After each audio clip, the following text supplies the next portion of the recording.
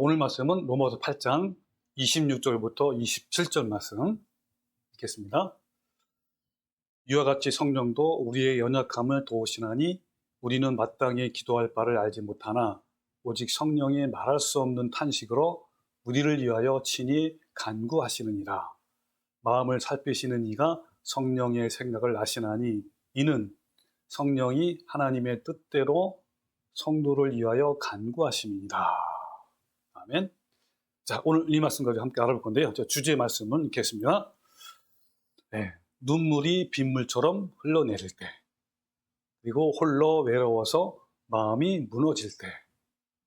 어디서 많이 듣던 그런 문구죠. 자, 오늘 이 말씀과 어떻게 연결되는지 함께 알아보는 시간을 갖겠습니다. 자, 우리는 지금 철로 역정의 주인공인 크리스천처럼 천성문을 향하여 매우 좁고 힘든 순례길을 가고 있어요. 로마서에서는 자아가 죽는 고통을 겪어야 하는 좁은 길이라고 말씀하고 있습니다. 그런데 우리는 부활의 소망으로 이 좁은 길을 가고 있지만 내 힘만으로는 불가능한 거예요. 그래서 주님께서 우리에게 보혜사이신 성령님을 보내신 거예요. 이 보혜사이신 성령님은 우리가 좁은 길, 생명의 길을 잘 갈 수 있도록 늘 옆에서 함께 해주시고 도우신다고 오늘 본문 말씀을 통해서 말씀하고 있습니다. 그래서 오늘은 본문을 통해서 보혜사이신 성령님께서 우리를 어떻게 도우시는지에 대해서 알아보고, 오늘도 그리고 또 앞으로도 계속 나를 가장 잘 아시는 성령님을 의지해서 천성문을 향하여 힘차게 나가는 계기가 되시기를 기대합니다. 자, 다 함께 화면을 한번 봅시다. 자, 오늘 본문 말씀 전에 지난주에 했던 말씀이죠. 24절 보면 우리가 소망으로, 이 소망은 부활의 소망이죠. 부활의 소망으로 구원을 얻었다 그랬습니다. 근데 이 소망은 보이는 소망이 아니니 보는 것을 누가 바라려? 만일 우리가 보지 못하는 것을 바라면 참음으로 기다릴지니라 했습니다. 자, 이 말씀을 이제 간단하게 해석을 하면 이런 거죠. 일단 여기서 이 천국인의 정체성을 우리가 알 수 있어요. 그러니까 이 로마서 8장 24절, 25절은 천국인이 어떤 사람인가를 잘 나타내는 거예요. 어떤 사람이면 첫 번째로는 부활의 소망을, 영광을 소망하면서 기다리는 자. 그러니까 이 땅에서 나그네의 삶을 사는 자를 말하는 거고요. 두 번째는 이 부활의 소망으로 말미암아 현재의 고난. 이 현재의 고난은요, 외부적인 고난도 포함되지만 더 중요한 것은 자아를 죽이는 고난이 크단 말이에요. 자, 이런 고난을 참고 인내하는 자가 바로 천국인인데, 그 천국인은 결국 그 소망으로 구원을 얻게 되는 거예요. 이 천국인들은 미래에 일어날 부활의 소망 때문에 현재의 고난을 기꺼이 선택을 할 수 있게 되는 거란 말이에요. 주님을 닮아가기 위해서 기꺼이 자아가 죽는 삶을 사는 자는 부활의 소망을 간절히 기다리고 있는 거예요. 이 부활의 소망 때문에 오늘도 고통스러운 자아의 죽음을 선택하는 거예요. 그래서 나중에 우리 몸이 부활했을 때 우리가 부활의 소망 때문에 구원을 얻었다 라고 고백을 하게 될 거란 말이에요. 네, 우리는요, 이 땅에서의 삶이 매우 고통스럽지만 부활의 소망으로 현재의 고난을 참고 이겨내는 거예요. 날마다 자아를 죽이는 삶을 살아가는 거예요. 그런데 이 모든 것은 내가 치료해야 할 전쟁이고 사투예요. 그러나 이 전쟁을 다 홀로 치르도록 하나님은 방임하지 않으신단 말이에요. 인간은 연약하기 때문에 만약 이 전쟁을 홀로 치른다면 결코 이겨내지 못할 거예요. 성령님은 바로 이것을 돕기 위해서 보혜사로 오셨어요. 자, 오늘 함께 본문을 화면에 봅시다. 자, 뭐라냐면 오늘 말씀에 이와 같이 성령도 우리의 연약함을 도우신다 그랬어요. 네, 성령님이 우리의 연약함을 도우신대. 그러면서 우리는 마땅히 기도할 바를 알지 못하나 오직 성령이 말할 수 없는 탄식으로 우리를 위하여 친히 간구하신다라고 했단 말이에요. 자, 제가 여기 녹색으로 표시를 했죠. 우리. 자, 오늘 말씀을 풀어가기 위해서 굉장히 중요한 하나의 단어가 바로 우리예요. 이 우리는요, 아무나 우리가 아니란 말이에요. 우리는 바로 8장 1절부터 지금까지 기록된 그런 우리에 해당되는 우리란 말이에요. 간단히 말하면 이렇게 하는 거예요. 자, 여기서 보면 로마서 8장 또는 전체에 나오는 우리라는 단어를 대할 때는 반드시 주목해서 읽어야 하는 거예요. 여기서 우리에 해당되는 사람은 십자가의 고난과 죽음의 삶, 이 죽음의 삶은 자아의 죽음이에요. 이것을 살면서 이 땅에서 탄식하며 몸의 부활을 기다리는 자들이에요. 좀 더 쉽게 말하면 내적 자아의 죽음의 길을 걷는 자. 그래서 몸의 부활을 멀리서 간절함으로 기다리는 자. 그날을 소망하면서 오늘 기꺼이 자아를 죽이기로 작정한 사람 뿐만 아니라 매일 삶 속에서 작정한 대로 자아의 죽음을 이뤄나가는 사람을 우리라고 말하는 거예요. 또한 우리는 몸의 부활의 소망을 기다리는 자들이에요. 그런 자들을 성령님은 돕는다는 거예요. 자, 어떻게 돕냐면 세 가지를 얘기하는데 이 세 가지는 뭐 하나로 이렇게 통합할 수도 있고 분류해 봤습니다. 자, 첫 번째는 자, 성령도 우리의 연약함을 도우신다는 거예요. 그래서 두 번째는 뭡니까? 말할 수 없는 탄식으로 우리를 도와주세요. 그리고 세 번째는 우리를 위하여 친히 간구하신다라고 했습니다. 정리하면 세 가지란 말이에요. 자, 이 부분을 한번 같이 하나하나씩 한번 알아보는 시간을 가질 거예요. 이 첫 번째는 성령님 우리의 연약함을 도우셔요. 부활의 소망으로 자아를 죽이는 고통을 이겨내면서 좁은 길을 가는 자들도 역시 연약하고 마땅히 빌바를 알지 못하는 거예요. 근데 여기서 우리의 연약함을 도우신다고 했는데 어떤 연약함을 말하는 것일까요? 여기서 연약하다는 말은요, 뭐 힘이 없거나 의지가 뭐 약하거나 그런 뜻이 아닌 거예요. 이미 이들은, 즉 천국인들은 어떻죠? 소망 가운데 모든 고통을 인내하고 있는 자들이잖아요. 그 의지가 약하거나 뭐 힘이 없거나 그런 게 아니죠. 그럼 뭐죠? 바로 그 연약함은 그 뒤에 나오는 말씀이 있죠. 뭐냐면 마땅히 빌바를 알지 못하기 때문에 나오는 연약함을 말하는 거예요. 그래서 마땅히 빌바를 직역하면 어떤 뜻이냐면 반드시 기도해야만 하는 것. 그런 걸 말하는데 자아를 날마다 죽이는 삶을 산다고 하더라도 주님께 마땅히 빌바를, 즉 반드시 기도해야만 하는 것을 모를 때가 많이 있어요. 내적 죽음을 위해 좁은 길을 가는 자들이 길을 가는 도중에 겪는 어려움과 고난이 있단 말이에요. 그때 하나님의 뜻을 정확히 알지 못해서 올바르게 기도하지 못하는 것을 말하는 거야. 부활의 소망으로 자아를 죽이는 좁은 길, 생명의 길을 가는 천국인이라 할지라도 연약함으로 마땅히 기도해야 할 것을 모를 때가 있는데 그것을 성령님은 도우신다라는 거예요. 근데 여러분, 기도라는 것은요, 열정이 아니라 방향이 중요해요. 기도의 방향이 올바르지 못한다면 구할수록 잘못해요. 그러니까 올바르지 않는 기도는 열정적일수록 더 파멸적이에요. 그래서 기도는 올바른 우선이에요.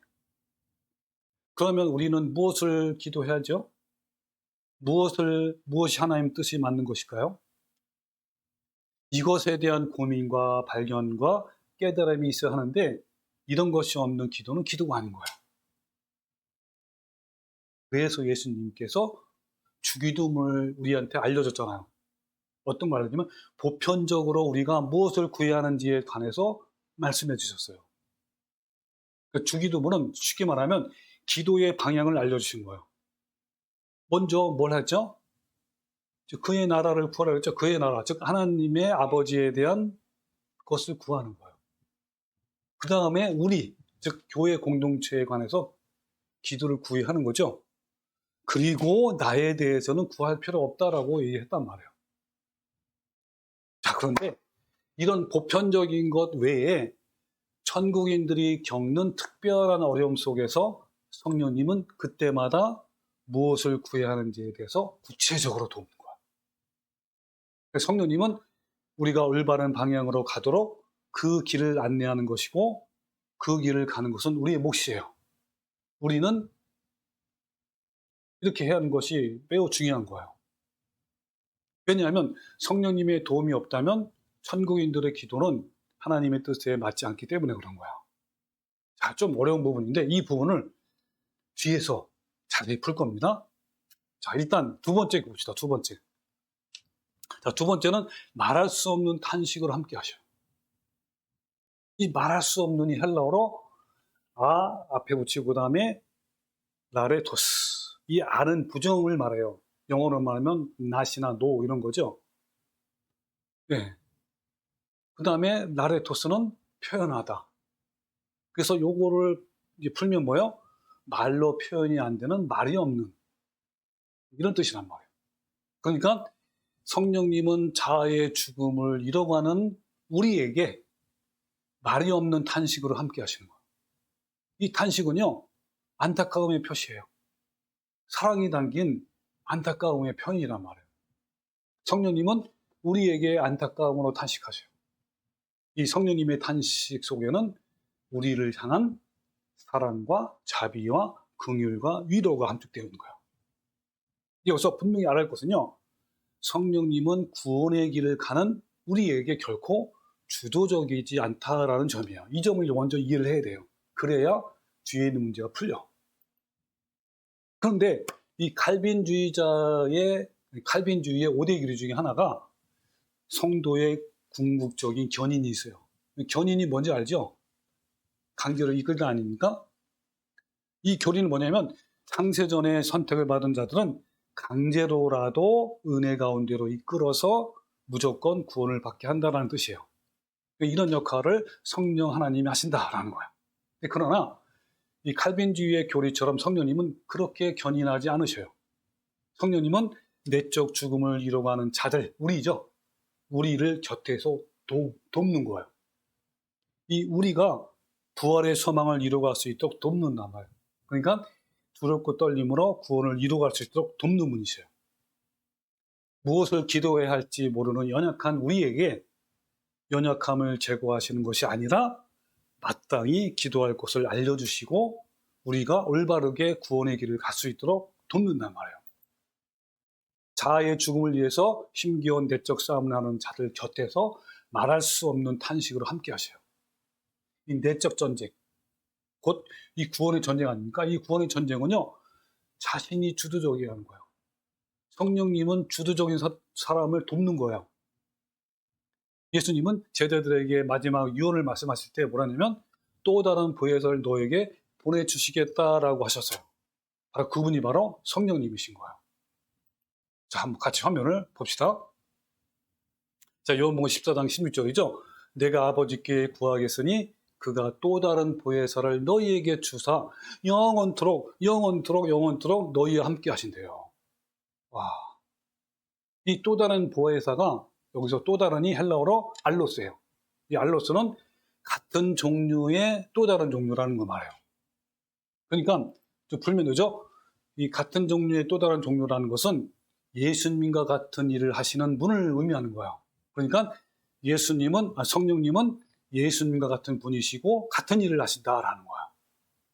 이 땅에서 예수님처럼 성령님도 제자들을 가르치고 품으시고 끝까지 사랑하시고 책망하시기도 하며 또 함께 동행하는 일을 하시는 거란 말이에요. 이 또 다른 보혜사라는 단어에서 예수님도 자신도 뭐예요? 보혜사죠.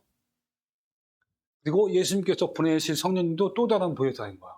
그러니까 제1 보혜사는 예수님이시고 제2의 보혜사는 성령님이신 거예요. 이 보혜사가 바로 많이 들어봤을 거예요. 파라클레토스. 이 파라는 바로 곁에서 이런 뜻이고요. 클레토스는 돕기 위해서 불렀다. 그러니까 나를 돕기 위해 내 곁에 가까이 부른 조력자라는 뜻이에요. 그러니까 그분은요, 주체자가 아니라 조력자신 거예요. 이분을 여러분이 아시는 거예요. 그러니까 나를 끌고 가시는 분이 아니라 내가 어떤 일을 할 때 도움을 주시는 조력자예요. 이 단어의 뜻을 잘 기억해야 하는 거예요. 당시 헬라 사회에서 이 파라클레토스는 변호사, 대변자, 중재자라는 뜻으로 사용됐어요. 예를 들면 세상의 법을 모를 때 또 법적인 일을 처리할 때 그때 나를 도와서 일을 처리해 주는 사람을 말해요. 오늘날도 그렇죠.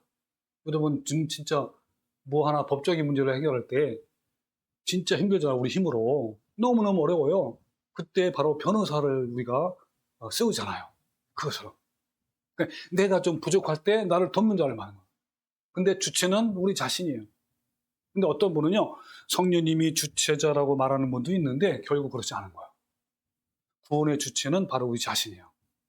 성령님이나 예수님은 조력자인 거예요. 첫 번째 보혜사이신 예수님께서는 이 땅에서 십자가를 통해서 구원의 길을 열어놓으심으로 그 길을 가려는 자들 도우셨어요. 그리고 예수님과 똑같은 일을 하시는 보혜사를 보내주시겠다고 약속하시고 그래서 결국 성령님이 이 땅에 오신 거예요.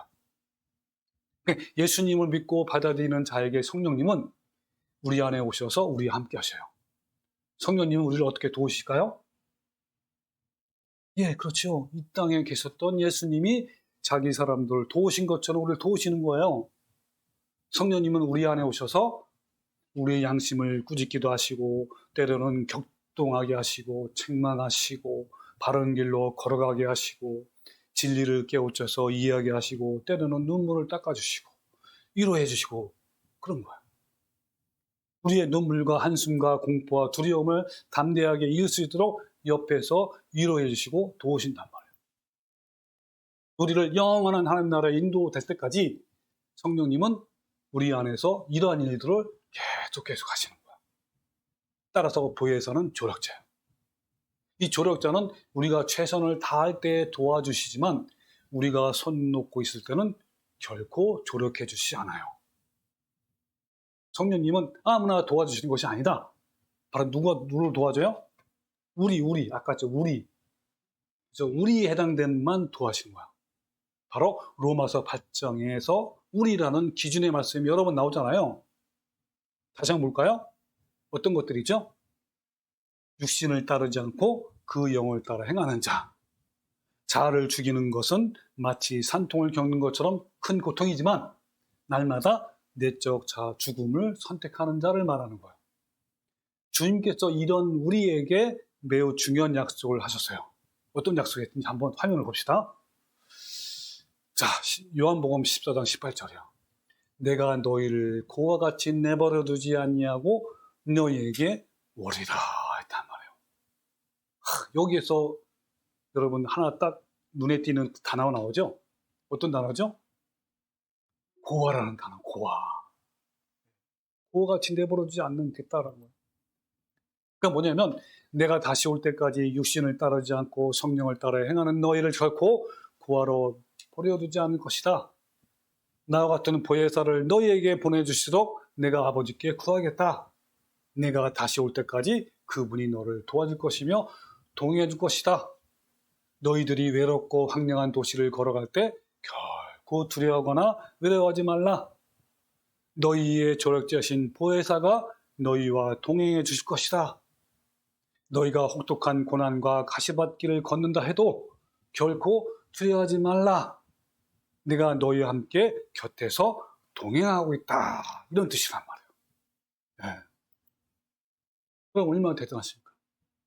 육신을 따르지 않고 성령님을 따르는 성도들, 그리고 몸의 부활을 기다리면서 내적 자아를 죽이는 고통을 감내하는 성도들을 돕는 분이 우리의 곁에 함께 걸어가고 있다는 것을 결코 잊지 마십시다.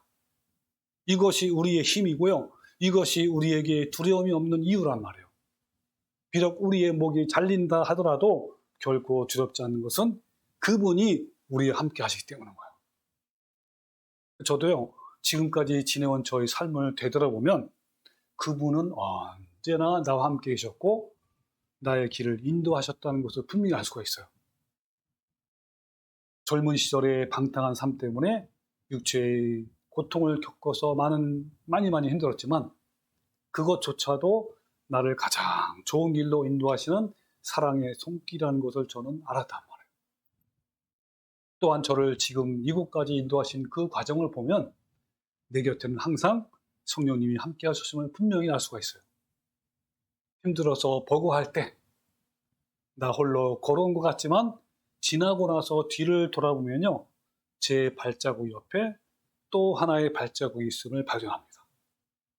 성령님은 눈으로 보이지 않지만 항상 우리 곁에 계심을 알 수가 있어요. 늘 나와 함께 하시는 성령님을 생각하면서 제가 늘 즐겨 부르는 복음성이 있어요. 자, 우리 아까 불렀던 복음성인데 함께 화면을 봅시다. 자, 이 찬송을 저는 부르면서요, 정말 주님의 은혜를, 나의 함께 하심을 하는 그 은혜를 많이 느끼게 돼요. 나의 등 뒤에서 1절에 보면 나의 등 뒤에서 나를 도우시는 주, 나의 인생길에서 지치고 고나여 매일처럼 주저앉고 싶을 때 나를 밀어주시네. 일어나 걸어라 내가 새 힘을 주리니 일어나 걸어라 내가 너를 도우리. 2절은 나의 등 뒤에서 나를 도우시는 주, 평안히 길을 갈 땐 보이지 않아도 지치고 고나여 넘어질 때면 다가와 손 내미시네. 3절 나의 등 뒤에서 나를 도우시는 주, 때때로 뒤돌아보며 여전히 계신 주, 잔잔한 미소로 바라보시며 나를 재촉하시네. 네, 얼마나 여러분 은혜롭습니까? 그 다음에 누군가 널 위해 기도하네. 이 복음성도 제가 좋아하는 복음성이에요. 1절 보면 당신이 지쳐서 기도할 수 없고 눈물이 빗물처럼 흘러내릴 때 주님은 우리의 연약함을 아시고 사랑으로 인도하시네. 자, 오늘 여기에서 제가 주제 말씀을 딴 거예요. 눈물이 빗물처럼 흘러내릴 때 사랑으로 인도하시는 우리 주님. 자, 후렴 보면 누군가 널 위하여 누군가 기도하네. 내가 홀로 외로워서 마음이 무너질 때, 여러분 우리가 살다 보면요, 홀로 외로워서 마음이 무너질 때가 얼마나 많습니까? 그때 누군가 널 위해서 기도하는 거예요. 2절 당신이 외로이 홀로 남았을 때 당신은 누구에게 위로를 얻나? 주님은 아시네 당신의 마음을 그대 홀로 잊지 못함을. 그럼 이 찬송을 부르면서 주님이 함께 하시고 지금 이 시간도 내 함께 하셔서 나의 연약함을 도우시고 내가 어디로 가야 할지 모를 때 또 알려주시고 위로해 주시고 안아주시는 그 주님을 한번 여러분 생각을 해보시기 바랍니다. 여러분 이것은 우리에게 큰 힘을 주세요. 환란의 비바람을 맞으며 천국의 좁은 길을 걷는 사람들에게 큰 힘이 돼요. 이 땅에서 나그네로 사는 우리에게 이것보다 더 큰 힘이 되는 것은 없어요. 이것보다 더 큰 약속이 되는 것은 없단 말이에요. 우리가 믿어야 할 것이 바로 주님께서 우리와 또 나와 동행하신다는 거예요. 근데 본문에서는요, 좀 더 자세히 우리한테 알려줘요. 이 부분을. 그러니까 마땅히 빌바를 알지 못하는 연약한 우리를 돕기 위해서 성령님이 탄식하시며 하나님께 친히 간구하신다고 말씀했어요. 자, 함께 본문을 봅시다. 자, 세 번째죠. 우리를 위해서 친히 간구하신대요. 이 간구하신다가 바로 거기 헬라어로 뭐냐면 슈퍼렌터 차네. 이걸 중재하다, 개입하다 이런 뜻이에요. 네. 중재는요 사이에 끼어들어 서로 간의 소통이 이루어지도록 돕는 걸 말해요. 이것은 중보와 다른 거예요. 중보는 헬라어로 메스테스인데요. 중보는요 죄의 문제를 해결해주는 구속을 의미한 거예요. 따라서 성령님은 중보자가 아니라 중재자이신 거예요. 이 중보자는 예수님을 지칭하는 말, 예수님밖에 없어요. 중보자 하면 무조건 누구예요? 예수님이요. 하나님과 우리 사이에 죄의 문제를 해결하기 위해 오신 예수님만이 중보자란 말이에요. 여러분, 이 분명히 알아야 되는 거예요. 성경에서 말하고 있는 중보라는 의미는 죄 해결에 관한 단어예요. 다른 말로 하면 구속을 말하는 거야. 따라서 죄의 문제를 구속으로 해결하신 예수님만이 중보자이셔요. 종종 중보 기도라는 말은 많이 사용하죠. 틀린 말이에요? 아니면 옳은 말이에요? 중보 기도라는 말은 결코 옳지 않죠. 중보 기도는 누구만 할 수 있다고요? 예수님만 할 수 있는 거예요. 왜냐하면 중보 기도는 죄를 해결하는 해결 기도라는 의미잖아요. 그렇기 때문에 어느 사람도 타인의 죄를 위해 중보할 수 없는 거예요. 구속할 수 없단 말이에요. 그러니까 성령님도 중보자가 아니신 거예요. 성령님은 인간의 죄를 구속하시기 위해 오신 중보자가 아니기 때문에 그런 거예요. 성령님은 예수님이 완성하신 구속, 즉 중보를 받아들이고 두렵고 떨림으로 구원을 이뤄가는 자들을 위해 돕기 위해 오신 바로 중재자이신 거예요. 우리가 연약하여 마땅히 빛발을 알지 못할 때 곁에서 하나님의 뜻을 알 수 있도록 돕고 하나님의 자비가 그에게 함께 하도록 중재하신단 말이에요. 근데 대부분 사람들은 어때요? 마땅히 기도해야 할 바를 알지 못해요. 자기의 욕심대로, 자기의 판단대로, 자기의 생각대로 기도를 한단 말이에요. 그렇기 때문에 어떻죠? 하나님께서 원하시는 마땅한 기도를 드리지 못하는 거예요.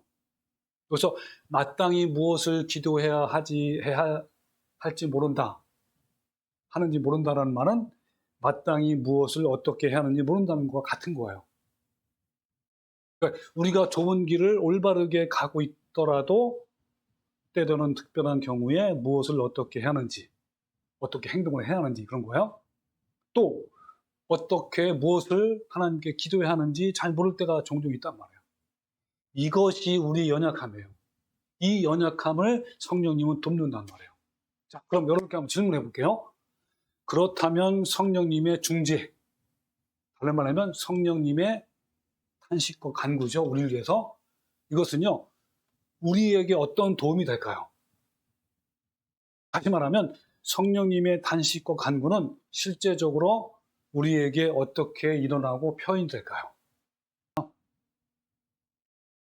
자, 먼저 이 중재라는 뜻이 어떤 뜻이냐면 헬라어로 엔투카노, 영어로는 intercede.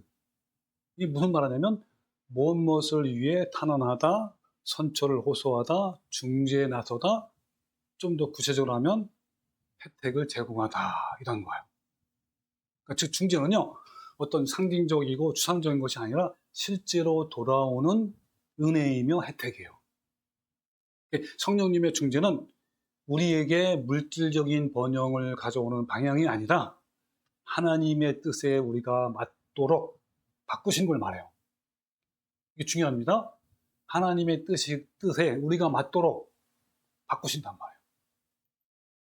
성령님께서 우리 삶의 모든 영역에 개입한 거, 이거 중요합니다. 이 부분이 모든 삶의 영역에 개입해요. 그래서 주님의 영원한 목적에 부합하도록 하시는 거예요. 그러니까 성령님은 탄식과 간구로 우리와 하나님 사이에 실제적인 중재를 하셔요. 그러니까 성령님의 탄식과 간구는 실제적으로 또 하나님께 전달이 된단 말이에요. 이거는 추상적인 거나 이런 어떤 상상적인 게 아니란 말이에요. 상징적인 게 아니란 말이에요. 실제적인 거. 그 점에 대해 본문 다음 구절에서 이렇게 말씀하고 있단 말이에요. 27절에 마음을 살피시는 이가 누구죠? 하나님은 마음을 살피시니요. 우리의 모든 마음을 다 살피신단 말이에요. 그런 하나님이 성령의 생각을 또 아셔요. 이는 왜냐하면 성령이 하나님의 뜻대로 성도를 위하여 이 간구가 바로 엔투카노 중재예요. 하심이다 했단 말이에요. 이걸 헬러 지각하면 무엇이 성령님의 생각인지 복수예요. 마음들을 살펴보시는 분께서, 하나님께서 아신단 말이에요. 왜냐하면 그분께서, 성령님께서 하나님을 따라서, 다시 말하면 하나님의 뜻대로 성도를 위하여 중재하시기 때문이다. 이렇게 한 거야. 자, 이 부분을 한번 잘 머릿속에 생각하면서 같이 한번 말씀을 풀어갑시다. 여러분, 마음을 살펴보시는 분은 하나님이시요. 마음을 살펴보시는 하나님께서는요, 무엇이 또 성령님의 생각인지 아신단 말이에요. 두 가지죠. 그러니까 하나님은 사람의 마음을 살펴보시는 분이란 말이에요. 사람의 생각을 낱낱이 다 아셔요. 나의 모든 사정과 생각과 마음 깊은 것까지, 숨은 동기까지 다 아신단 말이에요. 우리 사정을 다 아시는 거니까. 나보다 나를 더 잘 아시는 분이 하나님이세요. 그러나 불행하게도 사람의 생각 속에는요, 하나님을 기쁘시게 할 만한 것들이 거의 없어요. 왜냐하면 사람들은 죄로 인해 세상이 생각이 어두워졌기 때문에 올바르게 생각하거나 판단하거나 또 하나님의 선하신 뜻을 구별하지 못하기 때문인 거예요. 사람들은 죄로 오염되었기 때문에 자신의 잘못된 소신과 생각으로 죄 가운데 살고 있는 거예요. 그래서 예레미야서 17장 9절에 뭐냐면 만물보다 거짓되고 심히 부패한 것은 마음이라. 누가 능히 이를 알리오마는 심장과 폐부를 살피시는 하나님은 모두 아신단 말이에요. 이것이 우리 마음이에요. 이 부패한 마음 속에서 무엇이 나오겠습니까? 만물보다 거짓되고 심히 부패했는데 여기서 무슨 올바른 기도가 나오겠습니까? 여기서 하나님의 뜻에 부합된 기도를 할 수 있을까요?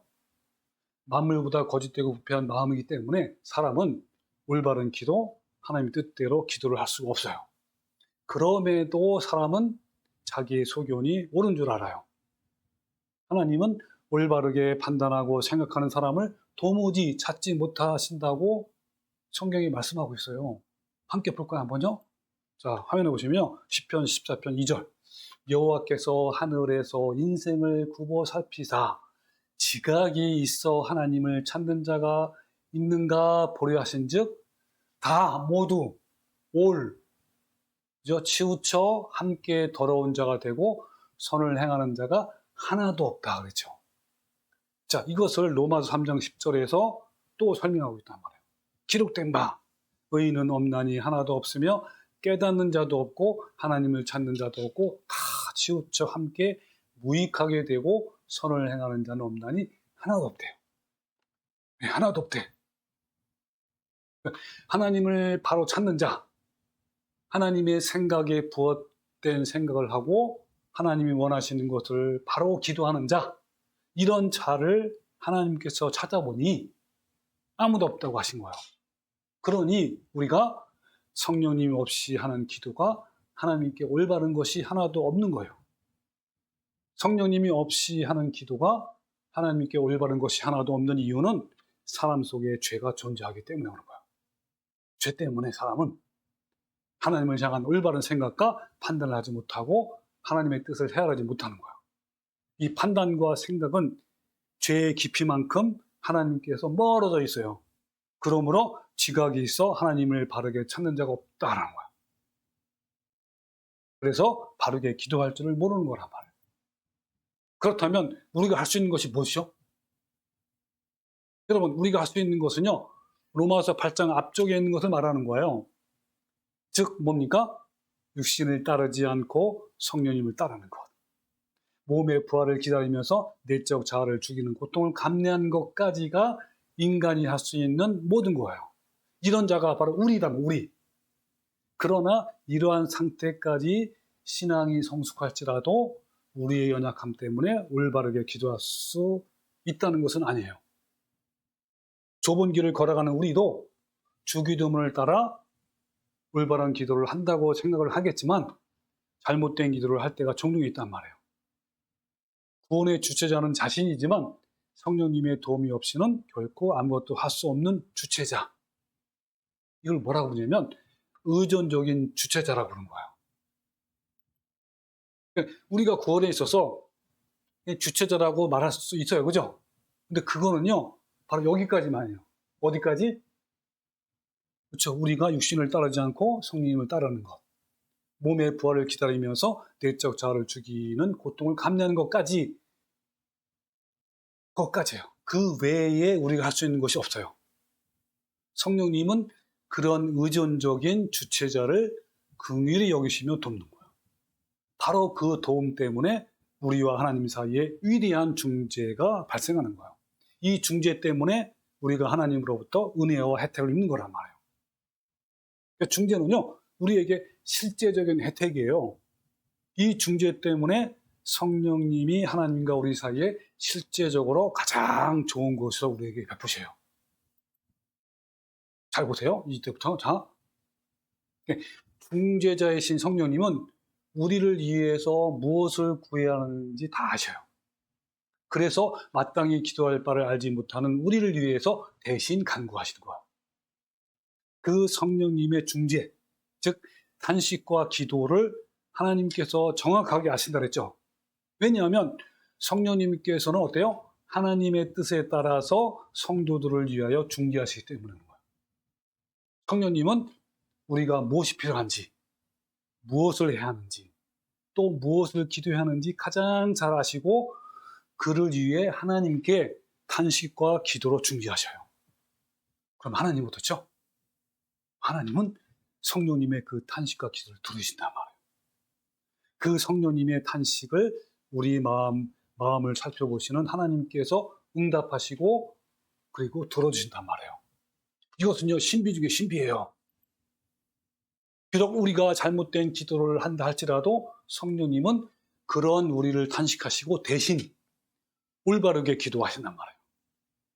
하나님은 우리의 잘못된 기도를 들으시는 것이 아니라 뭘 들으셔요?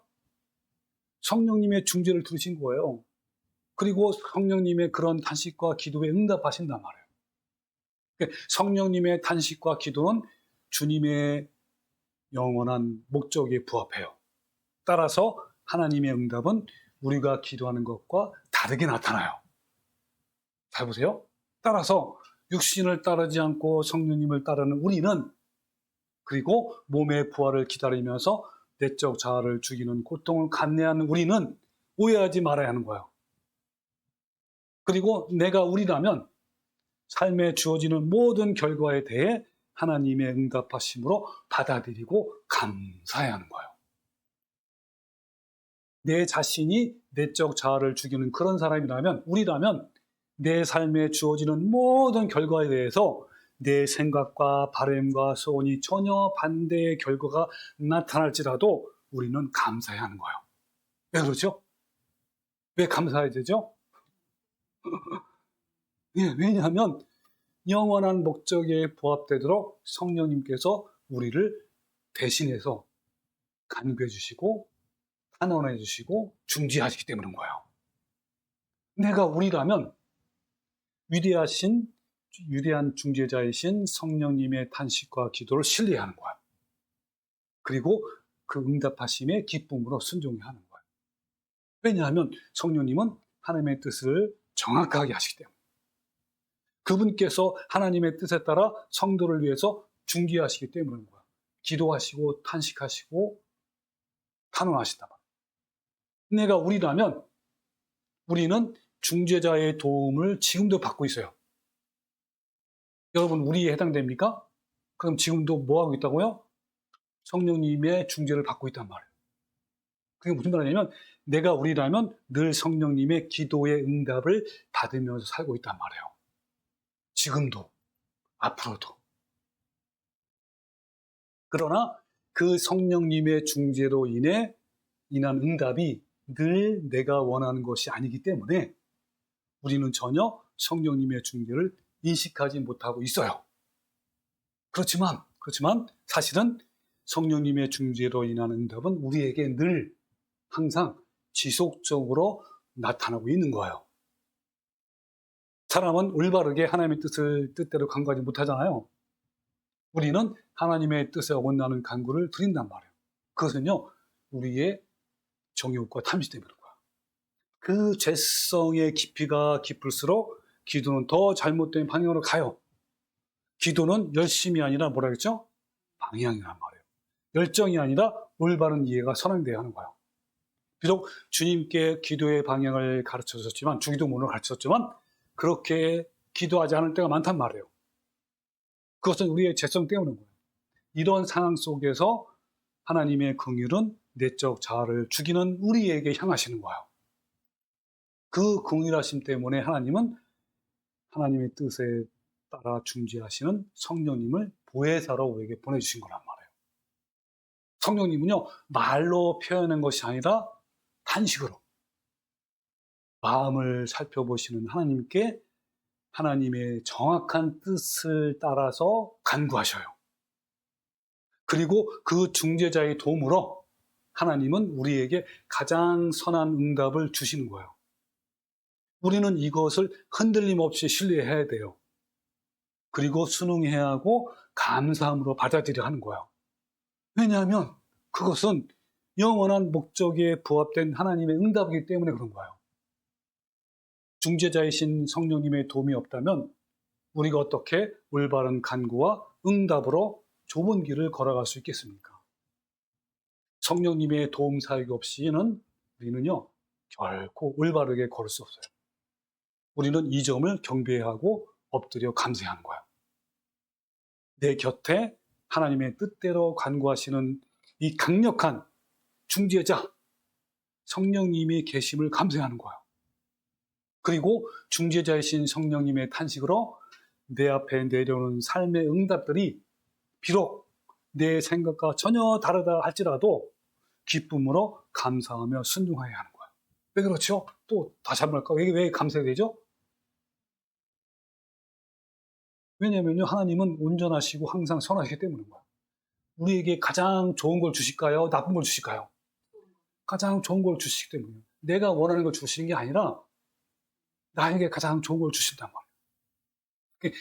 하나님의 선하심은요, 우리에게 실망으로 나타날 수 있어요. 내 삶이 오히려 고난으로 나타날 수도 있는 거예요. 병든과 외로움으로 나타날 수 있어요. 가난이나 억울함으로 나타날 수 있어요. 일이 성취되는 것이 아니라 그 반대로 나타날 수 있단 말이에요. 그럼에도 우리는 감사해야 돼요. 왜요? 왜 감사해야 되죠? 네, 그것은요, 하나님의 가장 선하신 응답이기 때문에, 나한테 가장 좋은 거기 때문에 그런 거예요. 저도요, 제 인생을 돌아보면 당시의 최악의 상태라고 생각했던 것이 나중에 보면, 그것이 저에게 가장 최선인 것을 깨달을 때가 있어요. 그리고 그 모든 것이 하나님이 응답해 주신 혜택이고 은혜라는 것을 깨닫고 놀라움과 감사함으로 반응할 때가 많아요. 나에게 마음이 무너질 것 같은 힘든 일이 일어났을 때 때로는 나의 연약함 때문에 불안하거나 두려움이 몰려올 때가 있단 말이에요. 그럼 그때 저는요, 무엇을 기도해야 하는지, 무엇을 어떻게 해야 하는지 전 모를 때가 있어요. 이렇게 되는지 저렇게 되는지, 이사를 가야 되는지 안 가야 되는지, 여기 남아야 되는지 저길 가야 되는지 모른단 말이에요. 그때 저는요, 오늘 말씀을 묵상하면서, 오늘 본 말씀 이런 거 묵상하면서 나를 위해 탄식하시며 간구하시는 성령님을 생각하고 그 성령님의 간구를 들으시는 선하시고 신실하신 하나님을 신뢰하게 돼요. 그 결과가 어떤지 그냥 신뢰하는 거예요. 그러면 어떻죠? 아까 말한 그 결과가 어떻든지 내가 원하는 것이 아니고 최악의 결과가 나오더라도 하나님이 나에게 가장 좋은 것으로 응답하심을 믿게 되면요, 진짜 마음이 고요해지고 감사하게 되고 흔들리지 않고 두려움이 없고 그렇단 말이에요. 근데 때로는 또 어때요? 이 연약하잖아요. 또 어떤 때는 또 마음이 두렵기도 하고 막 근심이 쌓이고 염려에 쌓일 때가 있어요. 그러면 또 말씀을 또 묵상하고 또 기도하고 그러면 또 그런 하나님을 또 신뢰하는 거예요. 여러분, 저에게 있어서 이런 믿음은요, 너무너무 귀하고 너무 감사하고 좋아요. 마음이 항상 평강을 누릴 수 있게 되는 거예요. 조바심 나지 않는 거예요. 내 마음에 고요함이 오는 거란 말이에요. 네, 여러분은 어떠신가요? 여러분은 여러분의 모든 삶에서 하나님을 신뢰하고 감사합니까? 여러분, 우리 모두 나의 모든 일에 대해서 하나님의 선하심을 믿고 항상 감사하는 성도가 되시기를 주님의 이름으로 축원합니다. 아멘.